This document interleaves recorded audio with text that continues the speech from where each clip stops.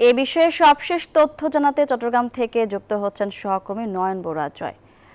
জয়, battery চালিত রিকশা চলাচলে নিষেধাজ্ঞার পর প্রতিপালনের কেমন সাড়া মিলছে আর যাত্রীরা কি বলছে এ বিষয়ে?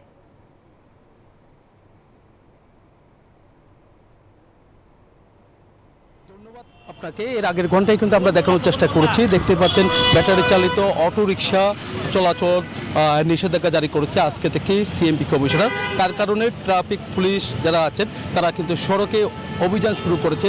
একটি আমরা দেখলাম যে ব্যাটারি চালিত অটোরিকশা চকবাজার হয়ে আসছে, তখন কিন্তু সার্জেন্ট কিন্তু সেই ব্যাটারি চালিত অটোরিকশাকে জব্দ করার জন্য এমনকি মামলা দেওয়ার জন্য চেষ্টা করছেন। সব মিলে বলা যায় এই পর্যন্ত প্রায় চট্টগ্রাম শহরের 20 থেকে 30টি অটোরিকশা এনজিওর কিস্তি প্রথমবার বিকাশ পেমেন্ট করলেই 20 টাকা ইনস্ট্যান্ট ক্যাশব্যাক জব্দ করেছে বলে আমাদেরকে জানিয়েছেন। আমি একটু কথা বলতে যাচ্ছি যে এই যে অটো রিকশা চলাচল বন্ধ ঘোষণা করা হয়েছে, তবুও আমরা দেখছি চট্টগ্রামের বিভিন্ন